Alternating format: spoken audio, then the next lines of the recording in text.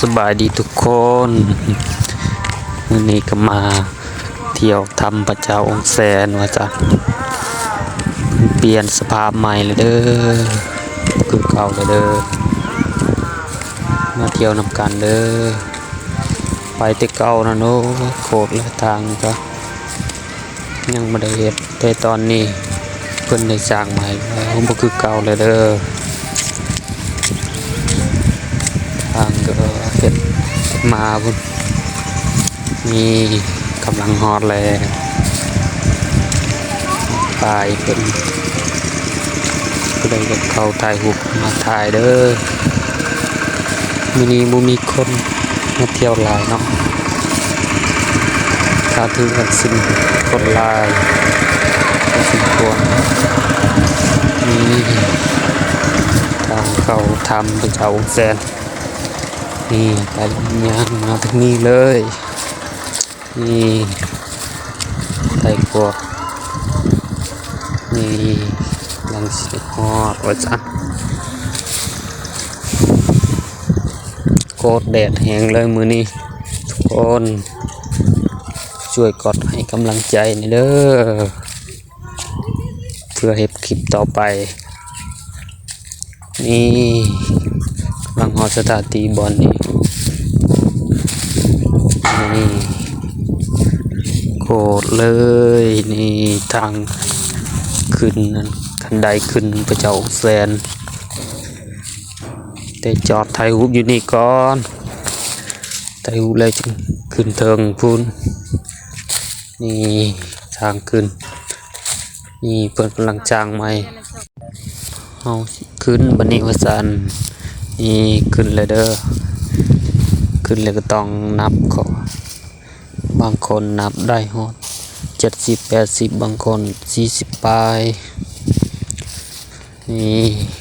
ดอกงามงามเขาออกแบบใหม่ว่าซั่นนี่ผู้ใดมาเที่ยวมาชมก็มาได้เด้อที่ทำพระเจ้าองค์แสนเด้อไกลกับประธานทางลาวหั่นแหละนี่กำลังขึ้นอยู่เทิงนี่กำลังสิฮอดแล้วนี่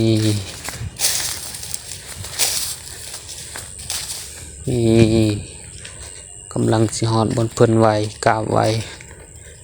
พระแล้วนี่ดอกโคตรงามไป24ชั่วโมงเลย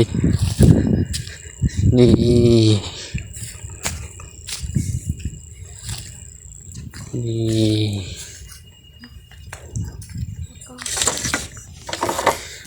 มากับเอื่อยว่าสั่นไปแล้วก็เข้าไหว้พระก่อนนี่เข้ามาแล้วให้เขาจับกองให้นี่ปีหนึ่งมาเธอหนึ่งโอ้ยโคตรเปลี่ยนแปลงหลายนี่สภาพกำลังนำไหว้พระอย่าลืมเด้อผู้ใดมาเที่ยวนำกันเด้อที่พระเจ้าองค์แสนนี่ว่าซะเป็นยังไงเคยมากันอยู่บ่ทุกคนไหว้พระแล้วก็สิไปลงอยู่ทางลุมสิเข้าเบิ่งธรรมก็ว่ามีธรรมอยู่ในพุ่นแต่โบราณเพิ่นว่าธรรมงูใหญ่หั่นนะแต่นี่เข้าบ่ได้แล้วอยู่ธรรมเพิ่นได้ถึกตันเอาไว้แล้ว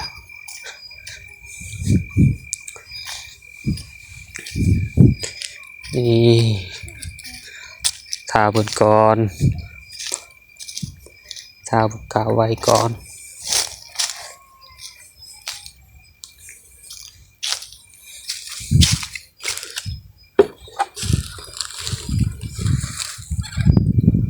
บรรยากาศโคตรงามอยู่เนาะฮะ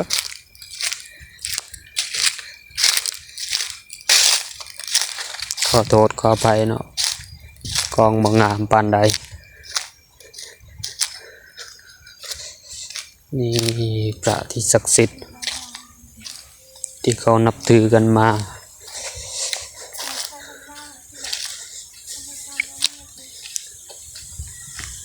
แต่เก่าครูบาอยู่นี่เนาะแต่ตอนไปแต่เก่าปีกายนี่แต่เดี๋ยวนี้เพิ่นอยู่ทางลมพุ่นอยู่วัดผู้ใดใจบุญก็มาเด้อมาศรัทธาน้ำเพิ่นกำลังสร้างกำแพงอยู่เดี๋ยวนี้เอาที่ลงกำลังลงเด้อว่าซั่นนี่กำลังลงยุดธรรมมาเบิ่งธรรมที่เจ้าองค์เสนว่าซั่นนี่ยาง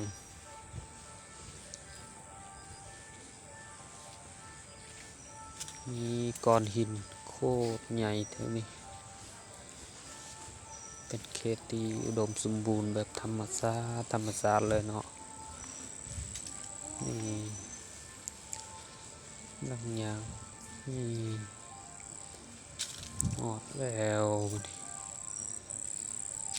มีพระสององค์นี่พระเจ้าองค์แสนมีสององค์เพิ่นบูชามีดอกไม้ดอกตอกมีก้อนหินต้อยจะถูกโกนแต่นี่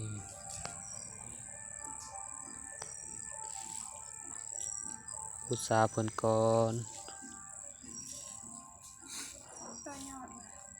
ต้อยจะถูกโกน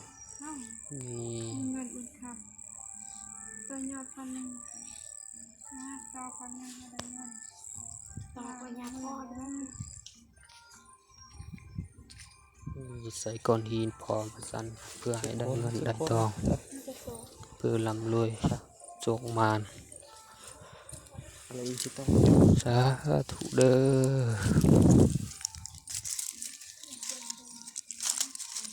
หาก้อนหินก้อนประสันที่ตอยแต่ฮะเพื่อให้ร่ำรวยมีเงินทอง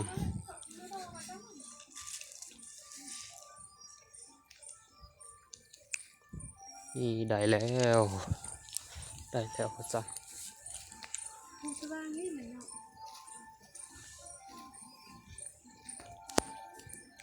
แล้วก็มากราบเพิ่น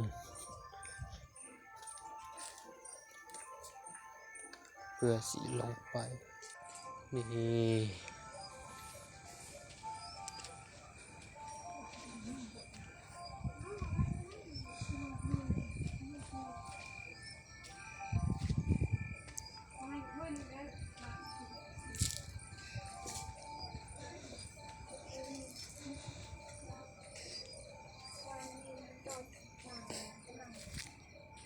น่าไปพัน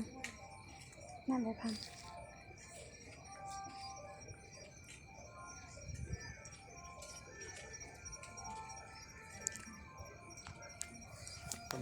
ก็ไว้มาลงเบึงทำนำกันเลยพระจันทร์มันนี่ยังลงไปอยู่ทางในพุ่งโกดมือยังลงไปเป็นทำป้องเดียวแต่เก่าโกดยาวนี่เข้ามา2 คนนี่ดูเนอร์ผมมีแบบโอคำแต่เก่าแต่บัวฮานนี่เข้าไปบ่ได้ผมโคตรมันมืดบ่กล้าเข้านี่โคตรมืดมันมีบาทคำบาทแต่สมัยบูฮานพุ่นนี่ก้อนหินโคตรเลยเลื่อมเหมือนทองเหมือนเฟ็ดโคตรงามเลยเดี๋ยวนี้ก็นี่ก็กลับเนาะ นี่กำลังกลับตัดภาพตอนกลับว่าจันนี่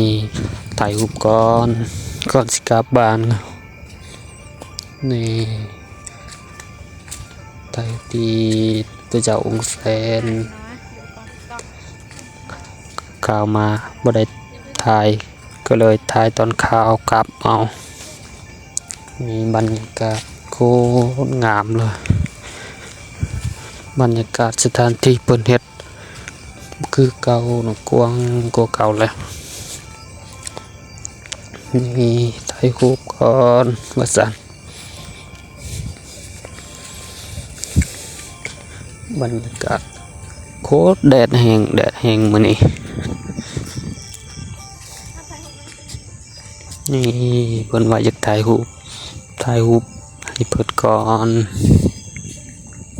นี่สิถ่ายให้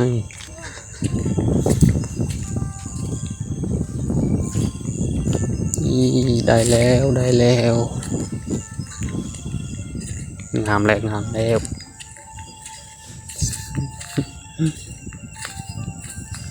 โอเค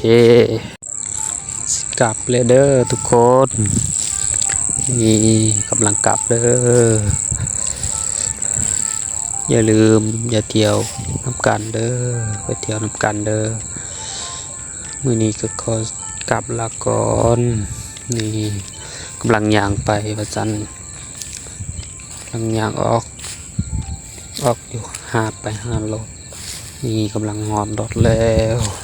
นี่บ๊ายบายทุกคนขอกำลังใจในเด้อทุกคนอย่าลืมกดให้ในเด้อทุกคนเป็นกำลังใจ